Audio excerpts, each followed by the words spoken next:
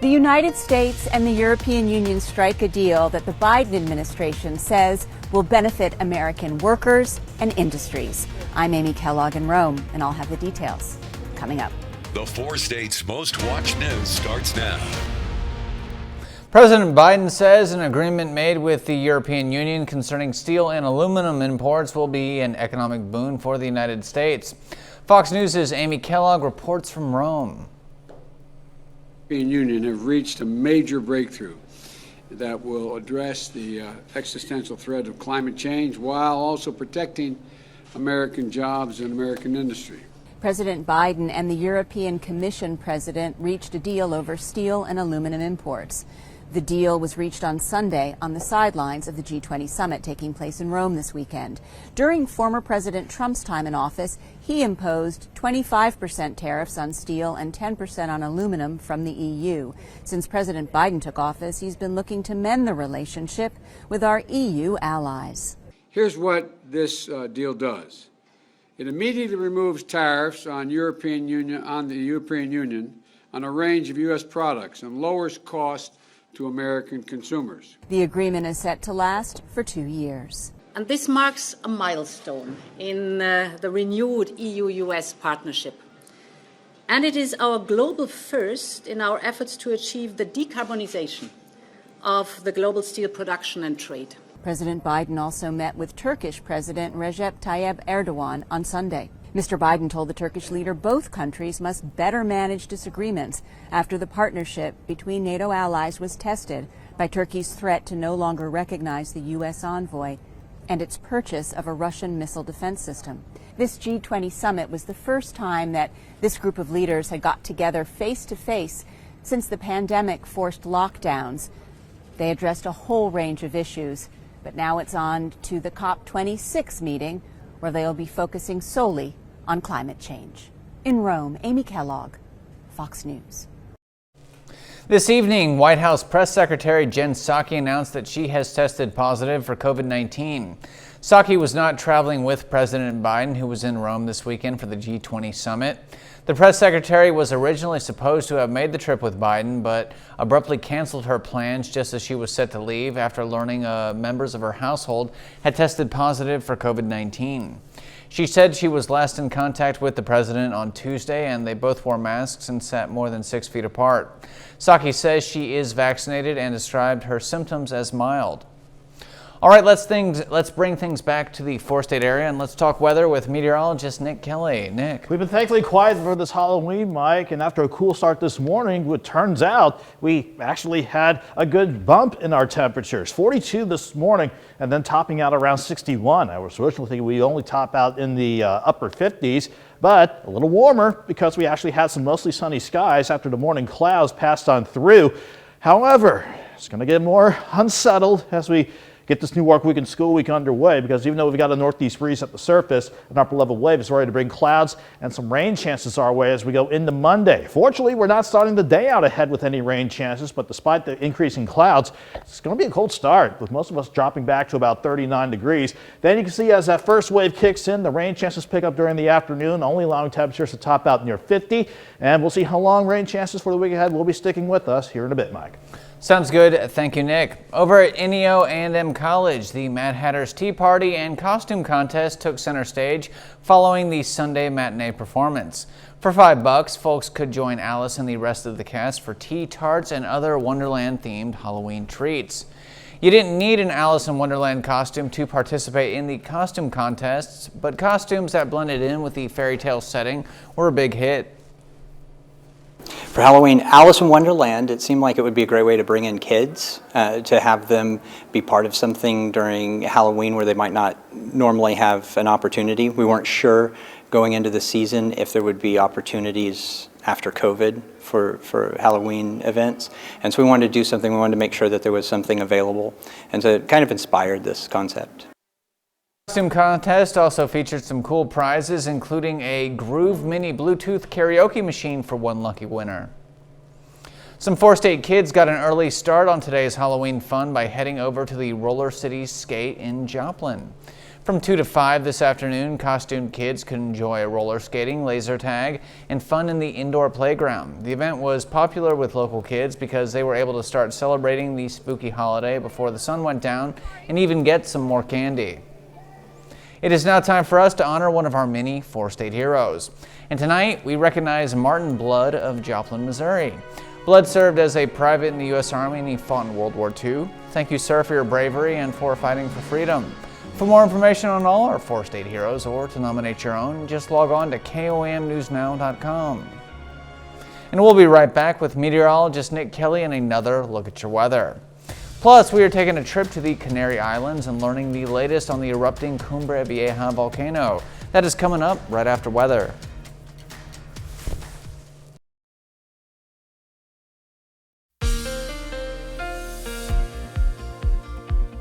Usually around Halloween, we have to deal with rain in some form or fashion to spoil any trick-or-treating plans, but fortunately, we have not had to deal with any rain for today. It's best that we get this dry day out of the picture before, unfortunately, more rain chances head back our way. But the view from Indigo Sky Casino and Resort outside of Seneca, Missouri, all evening long has stayed that quiet.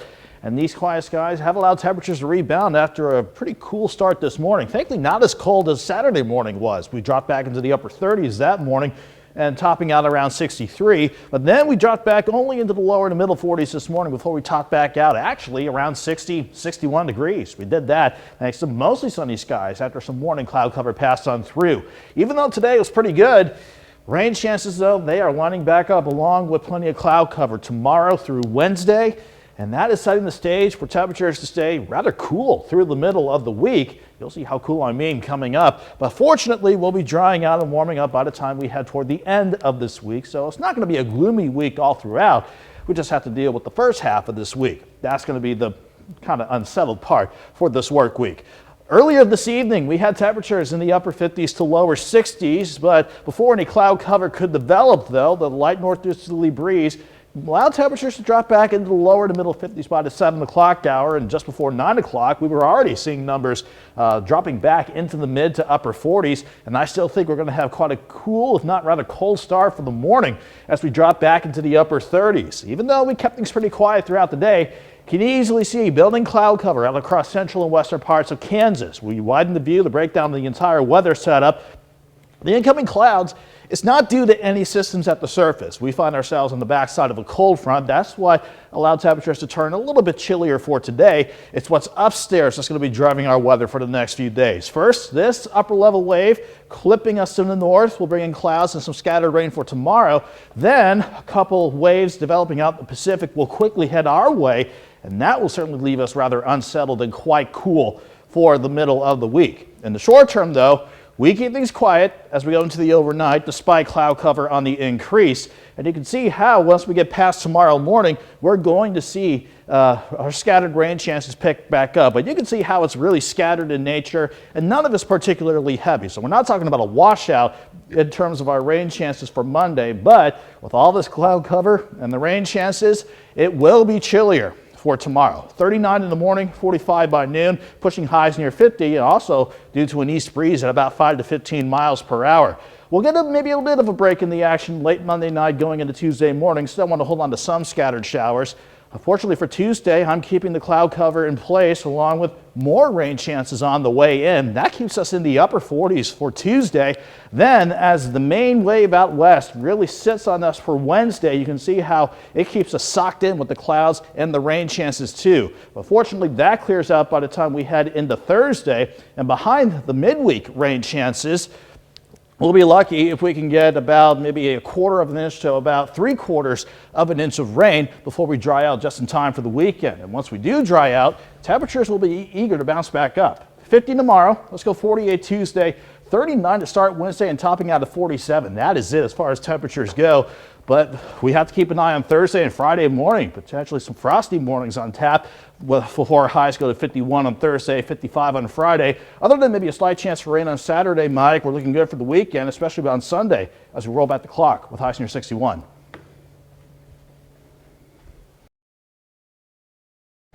Well, thanks as always, Nick. And Nick, once again, I have got a volcano update. 6 weeks after a volcano erupted on the Spanish island of La Palma, vast amounts of ash and lava continue to cover buildings and farmland. Spain's military emergency unit and ground army are working to remove ash from the roofs of buildings. According to emergency officials, some lava flows have reached the height of 40 meters. Flows of molten rock from the Cumbre Vieja volcano have caused evacuations of about 7,500 people and destroyed more than 2,500 buildings, mostly homes. The rivers of lava have also covered more than 970 hectares of farmland. As of now, no deaths related to the volcano have been reported. When we return, we are taking a trip to Virginia. And we are getting an update on the state's battle for its next governor, which is right around the corner. That story and more are next. Welcome back to your News at 9. Democrats are looking to reach a final House-Senate compromise on President Biden's $1.75 trillion social spending proposal. They have got a vote in the House for both House bills scheduled on Tuesday. Fox News' Kevin Cork has that story. Of course, the devil's in the details here in Washington, which is to say we simply don't know yet what adjustments Democrats might make to try to boost the effort toward lifting the president's twin legislative priorities. But we do suspect that there'll be a great deal of horse trading between now and Tuesday to try to add things back onto the Build Back Better plan, things like more immigration reform, tax hikes, perhaps on billionaires, Medicare expansion, longer paid leave, and more green energy provisions. Said Chris Coons of Delaware, quote, "There are, of course, dozens of proposals that folks are going to make a last-ditch effort to add to it. Yes, we expect that. That's the order of business here in Washington. However, thanks to a fractious Democratic caucus led by progressives, Speaker Nancy Pelosi could be pushed much further to the left than perhaps she would like, endangering any chance of what makes it out of the House survives the Senate. And that's even assuming, with a razor-thin margin in the House, what does make it to Tuesday will ultimately survive. But we do know one thing. Many in Speaker Pelosi's party want to get the ball moving, and right away. We are attempting to tackle the real crises facing working families, the massive income and wealth inequality that we have. I think the American people will be very pleased and understand the government is now starting to work for them. Senator Sanders is no doubt a true believer, but with precarious margins for error in both the House and the Senate for Democrats, it is still likely that much of what progressives are hoping for ends up on the cutting room floor, so to speak, if they want to have success out of the House and ultimately out of the Senate and to the president's desk. This from Republican Rick Scott of Florida, quote, "I'm not going to bankrupt this country." That's been the perspective of many Republicans who are opposed to the $1.7 trillion in spending. And more, perhaps. In Washington, I'm Kevin Cork, Fox News. The state of Virginia will soon elect a new governor. Fox News' Alexandria Hoff takes a look at where things stand. Youngkin has spent the day in the Commonwealth's far southwest, pretty much the Tennessee border. And while this is a reliably Republican region, Youngkin knows that turnout here could help offset potential losses in northern counties. We have got to turn out the vote. And I will tell you, the vote in Southwest Virginia counts more than any vote in the entire Commonwealth of Virginia. The candidate kicked off the morning meeting with veterans at a prayer breakfast in Wise County, then attended a worship service here in Abingdon. Supporters told Fox News they are not used to these kind of visits. This is the first time I've been able to meet a governor candidate in person. Sometimes the people in Virginia don't realize that we're down here, and he has made a point to get down here. It's so good to see a candidate that comes down and talks to the everyday people. And this grassroots feeling is one that Youngkin's campaign has really been trying to convey, focusing on reaching communities rather than bringing in big-name Republicans to campaign. And while President Biden did take the state in 2020, this part of the state overwhelmingly backed former President Trump. But throughout this campaign, Youngkin has been careful not to closely tie himself with the former president. And so far, Trump voters here don't seem to be holding that against him. Tomorrow, Youngkin will travel to Richmond. In Abingdon, Virginia, Alexandria Hoff, Fox News. Right after this short break, there is some new advice concerning coronavirus vaccines. Americans who have been infected with COVID-19 are now being advised to get the jab anyway. Details are headed your way in just 2 quick minutes. Americans who have been affected with COVID-19 are being advised to get the jab anyway. This comes as a vaccine has been approved for younger children. Fox News' David Lee Miller has the latest. It's a make-or-break weekend for mandates in some big cities, including New York, which is bracing for a shortage of first responders and other workers, as many have refused to comply with the vaccine mandate. By Monday morning, all city workers must be vaccinated or they will be placed on leave without pay. There are still thousands of unvaccinated first responders, including a third of fire department personnel.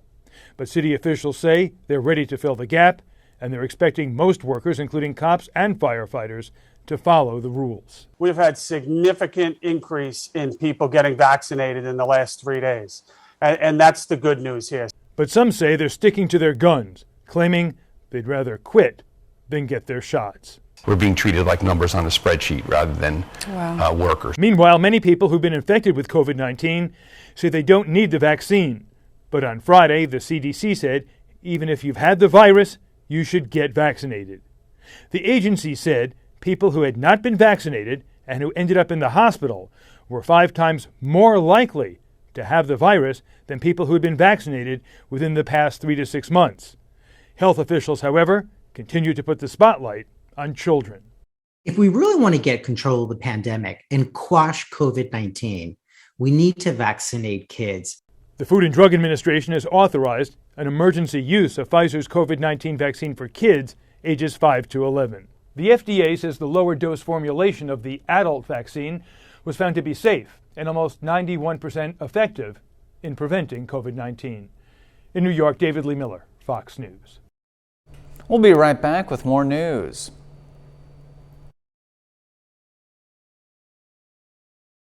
Welcome back to your News at 9. Heavy equipment maker John Deere has reached a tentative deal with United Auto Workers for a new labor contract.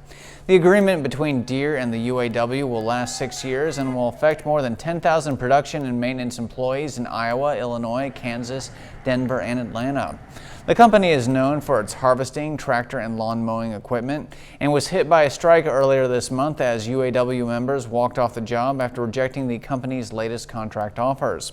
Workers pointed to record profits and said their dedication through the COVID-19 pandemic was worth more than what was being offered. Workers in some Buffalo Starbucks take a major step towards changing the way the company does business. The National Labor Relations Board ruled Thursday that employees at 3 separate Buffalo Starbucks can proceed to vote in November on possible unionization. About 128 employees in the 3 stores will vote by mail-in ballot between November 10th and December 8th, and the NLRB will count the ballots. These stores could be the first of Starbucks' 8,000 stores to unionize. Starbucks is opposed to the effort, but has also announced it's raising wages between $15 an hour up to $23 an hour in some areas by next summer. Well, don't go anywhere. We have got a lot more news headed your way, as well as another look at your weather with meteorologist Nick Kelly and your KOAM Sports Report with Danny Terzer. That's all coming up right here on your KOAM News at 9 on Fox 14. And when we return, a man dressed as the comic book character Joker terrorizes a train in Tokyo, Japan. Plus, we will visit a Northern California fire station that's using virtual reality to train the next generation of firefighters. That story and more are next.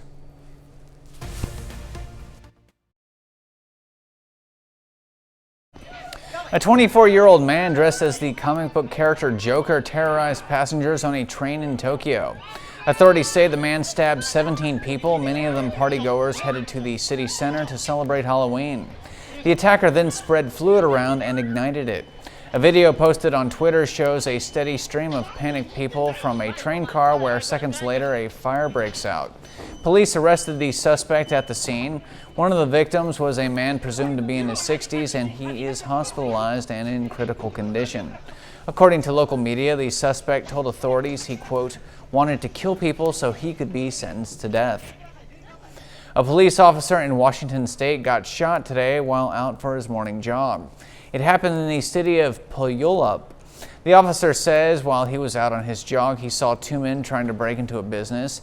He made contact with the men who then jumped into separate vehicles and drove away. At least one of the men shot the officer, hitting the officer. That officer now has life-threatening injuries and underwent surgery, but he is expected to survive. Police are currently looking for 2 suspects. Police have arrested a man accused of trying to kidnap a 12-year-old girl at a Kroger grocery store in Michigan. Fox News' Jessica Dupnack explains what happened. Surveillance video from inside the store shows that the man tried to grab this 12-year-old girl 4 times while her family was standing right there. The mom, who's the true hero in the story, fought him off and he ran away, but then he came back and again tried to grab her, at which point she fought him off again. The man, a complete stranger. It happened in one of the aisles at this Kroger store in Novi off Grand River near Beck Road. This is proof that these things can happen anywhere, even in the most safest communities. Sunday evening, Lieutenant Jason Meyer says the 12-year-old girl was shopping with her mom, sister, and dad in another aisle. That's when 24-year-old Matthias Mangon walked up and tried to grab her by her arm and take her. Mom fought him off multiple times then. The mother did a fantastic job. The father did a fantastic job. He actually was in another aisle at the time, but he came to the rescue and protected her and protected his family. Novi police there in minutes took the alleged child predator from Dearborn into custody without any issues. He was charged with assault with intent of sexual penetration and attempted kidnapping, held on a hefty $1 million bond. The little girl and her family obviously shaken, but will be okay. The lieutenant says it's a reminder, a warning to parents. I have a 13 and 14-year-old that I let go to the store by themselves, but we teach them ahead of time that if anybody approaches you, you run and tell, someone in authority, tell an adult. Don't talk to strangers, and if you are attempted to be grabbed like that, scream at the top of your lungs. Sources tell us Mangon did make comments that he likes to do this to young girls. That's why police want you to take an extra close look at that mugshot. If you've had any interactions with him, call your local police. Virtual reality is now being used to train the next generation of firefighter. Fox News' Karen Dickerson gives us an inside look. Attention spans are short. Everyone's looking at more technology-based ideas as careers, and public safety, police and fire are looking at how do we get their attention. By speaking their language, action on screen, giving a first-person experience of being a Sacramento firefighter. I think it's pretty important, especially with the younger generation. They want to see it. A lot of the videos that you see of fires are always from the outside looking in, but now we can put people right in the middle of it. What I'm doing right now is climbing up a very tall ladder. How tall is this ladder? Captain Lawrence Wang came up with and designed the program himself after unsuccessful attempts to fully describe his firefighting experiences to his own children. The tool is part of the new diversity outreach and recruitment program, intended to change a department that is disproportionately white male into one that more closely reflects the city it serves. Wang hopes this can help with one of the essential first steps, piquing someone's interest. A tool to help people relate and know that they can do this. The department plans to set up the virtual reality experience at outreach events starting with the Sacramento Kings game November 5th. Wow, this is high. You actually have to put a camera on a helmet. We'll be right back with meteorologist Nick Kelly and another look at weather. Stay tuned.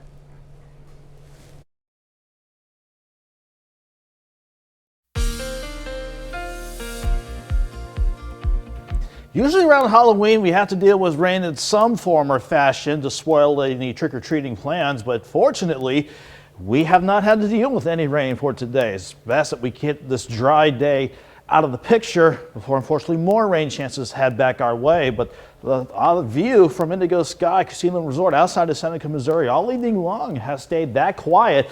And these quiet skies have allowed temperatures to rebound after a pretty cool start this morning. Thankfully, not as cold as Saturday morning was. We dropped back into the upper 30s that morning and topping out around 63. But then we dropped back only into the lower to middle 40s this morning before we topped back out actually around 60, 61 degrees. We did that thanks to mostly sunny skies after some morning cloud cover passed on through. Even though today was pretty good, rain chances, though, they are lining back up along with plenty of cloud cover tomorrow through Wednesday. And that is setting the stage for temperatures to stay rather cool through the middle of the week. You'll see how cool I mean coming up. But fortunately, we'll be drying out and warming up by the time we head toward the end of this week. So it's not going to be a gloomy week all throughout. We just have to deal with the first half of this week. That's going to be the kind of unsettled part for this work week. Earlier this evening, we had temperatures in the upper 50s to lower 60s, but before any cloud cover could develop, though, the light northeasterly breeze allowed temperatures to drop back into the lower to middle 50s by the 7 o'clock hour, and just before 9 o'clock, we were already seeing numbers dropping back into the mid to upper 40s, and I still think we're going to have quite a cool, if not rather cold start for the morning as we drop back into the upper 30s. Even though we kept things pretty quiet throughout the day, you can easily see building cloud cover out across central and western parts of Kansas. We widen the view to break down the entire weather setup. The incoming clouds, it's not due to any systems at the surface. We find ourselves on the backside of a cold front. That's why allowed temperatures to turn a little bit chillier for today. It's what's upstairs that's going to be driving our weather for the next few days. First, this upper level wave clipping us to the north will bring in clouds and some scattered rain for tomorrow. Then a couple waves developing out the Pacific will quickly head our way, and that will certainly leave us rather unsettled and quite cool for the middle of the week. In the short term, though, we keep things quiet as we go into the overnight despite cloud cover on the increase. And you can see how once we get past tomorrow morning, we're going to see our scattered rain chances pick back up. But you can see how it's really scattered in nature and none of it's particularly heavy. So we're not talking about a washout in terms of our rain chances for Monday, but with all this cloud cover and the rain chances, it will be chillier for tomorrow. 39 in the morning, 45 by noon, pushing highs near 50, and also due to an east breeze at about 5 to 15 miles per hour. We'll get maybe a bit of a break in the action late Monday night going into Tuesday morning. Still want to hold on to some scattered showers.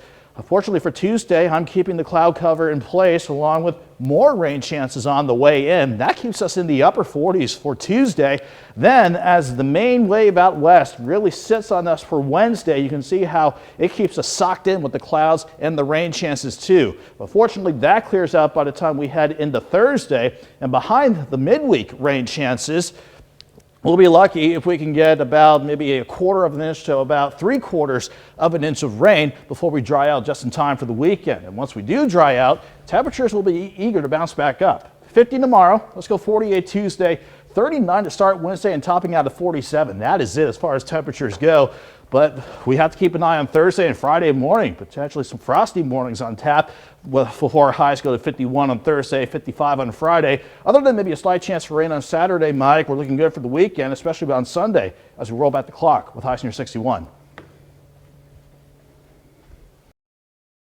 Well, thanks again, Nick. And hey, Nick, check this out. Apparently some football fans couldn't contain themselves after Michigan State's win over rival Michigan this weekend. Fans in Michigan State's hometown of East Lansing overturned cars and even set fires. According to reports, there were at least 20 fires set. As of now, there is no word on the extent of the damage or if anyone was injured or arrested. All right, stay tuned, sports fans. It is almost time for Danny Terzer and your KOAM News at 9 Sports Report. That is next.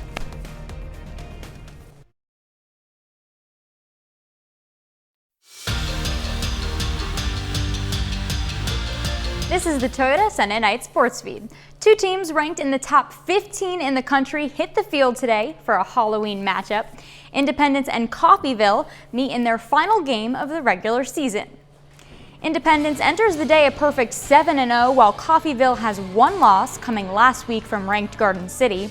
Opening drive, Coffeyville faced with 4th and 7. Jackson Thompson finds Chris Bellamy. Bellamy turns and takes off, 36-yard touchdown. Red Ravens lead 7-0 early. In the second quarter, Dorian Lewis takes the handoff, gets to the outside. He's in for the score. Coffeyville leads 17-3 at half. Following a great punt, Indy pinned on their goal line. Snap flies right by and rolls out of bounds. That is a safety. Coffeyville hangs on to win 19-9. The Red Ravens are conference champs. The Pittsburgh State Gorillas grabbed their 3rd win in a row on Saturday, getting by Central Oklahoma 26-20 to improve to 7-2 on the season. The Gorillas took a 23-7 lead into half. That's enough to get the win despite UCO's strong attempt at a comeback. Tyler Adkins ran for 100 yards, while Jalen Martin tallied 102 yards through the air. The defense complemented that nicely, limiting UCO to just 8 first downs in the game. The Gorillas suffocated the Broncos on the ground, holding them to 23 net rushing yards. A huge game for PSU next week. They remain at home hosting Washburn. This is a football team that a guy like Caden Roy hasn't beat yet since he's been here. They're going to test your attention to detail and your discipline, and it's going to take everything we got, and we got to get better this week for sure. And if we play guerrilla football, we'll do what we need to do. We're gonna be successful. I believe in that. Simply, we just need to execute. Play our own brand of football. Just be ourselves. Don't do nothing extra that we haven't, all season, and trust in one another and be confident and just keep the positive energy on the sideline within ourselves. And it's gonna be us against everybody at the end of the day. Missouri Southern moves to 3-6 on the season after falling to Missouri Western 45-28 on Saturday. The Lions were slow to start both halves of the game, while the Griffins scored on their first possession in the first and third quarters. Missouri Southern drove the ball well. Dawson Hurl threw for 307 yards. Brian Boyd Jr. picked up 176 yards on 5 receptions. But in the red zone, Missouri Southern struggled to deliver touchdowns, and it made the difference on Saturday. Looking ahead, the Lions have 2 more opportunities left this season, starting with Northwest at home next week. If you think for 1 second they're going to come in here and just go, okay, it's just Missouri Southern, you're crazy. They are fighting for something bigger, and for us, we're fighting to finish. That we've talked about this all the time, and that part of building something is putting some things in the ground, and I'd love to get 1 win, 2 wins to finish this thing out so that the seniors know they got it going in the right direction and the freshmen have some things to look forward to. The Kansas City Chiefs are home this week for a primetime matchup against the New York Giants on Monday night. The Chiefs are coming off a 27-3 road loss to the Tennessee Titans last week. They are 3-4 and 4th in the AFC West. It's been a frustrating season so far, and things escalated on Friday when Chiefs safety Tyrann Mathieu called the fan base toxic on Twitter. Here's Mathieu addressing the situation. I haven't had the season I've wanted to have. I think as a team, we could say the same. Frustration tends to build up. I shouldn't have used those choices of words. I think I'm man enough to admit that and really own that. And so just looking forward to, obviously, playing better, doing better. And I think most importantly, not being a distraction, to my team. We'll be right back with more news. Welcome back. American Airlines becomes the latest airline to be hit with continued service interruptions. The airline has now canceled about 1,000 of its flights since Friday, with about 460 of them coming on Saturday. That's about 17% of its schedule. American says high winds in Dallas-Fort Worth started a slew of postponed flights, making many pilots and flight attendants unable for their next routes. American says most customers were rebooked the same day. The soaring price of food means this year's Thanksgiving dinner could cost you an arm and a turkey leg. Fox News' Ashley Strohmeyer takes a closer look. If you're buying basics like meat, poultry, fish, and eggs, prices for those items are already up more than 10%. The U.S. Bureau of Labor Statistics is reporting a 4.6% increase in the Food Consumer Price Index from a year ago. And that means higher prices for Thanksgiving dinner.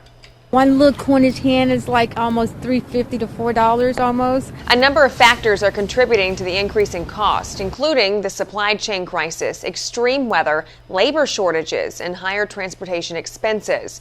And because of the higher prices, people are heading to stores ordering turkeys, creating shortages already. Well, we start orders beginning of October, and normally they just trickle in. But this year it's been a full flow. In addition to the stress of finding a turkey, it may cost you more to buy one. Consumers will also be paying higher prices this year for sweet potatoes. That's because the suppliers are paying more to get the Thanksgiving staple shipped. Hard to get trucks lined up to get some of these products picked up and so all this is just getting horrible. Reports say this could be the most expensive Thanksgiving in history. So to help prepare, some experts say plan ahead. Maybe the important thing to do this Thanksgiving is buy what you need and buy it early. And you should also get ready to pay more money to get to that holiday meal, as gas prices could be the highest they've been in 7 years. Ashley Strohmeyer, Fox News. We are not done yet here on your KOAM News at 9 on Fox 14. And hey, if horror movies aren't your thing, but you still want to have some Halloween fun, maybe a spooky video game is what you're looking for. And we have got some scary suggestions right after this short break. Welcome back. It is Halloween night, and if scary movies aren't your thing, maybe you'd prefer a scary video game. Here is Fox News' Eamon Dignam with some spooky suggestions. Halloween is coming up this weekend, which means it's time for trick or treats and scary flicks. But before you watch the classics on TV, why not try surviving on your console or PC with the spooky game Dead by Daylight? It puts 4 players in the dark, with one being a supernatural killer. Players can pick an original game character or choose from their favorite movie slashers like Pinhead or Freddy Krueger.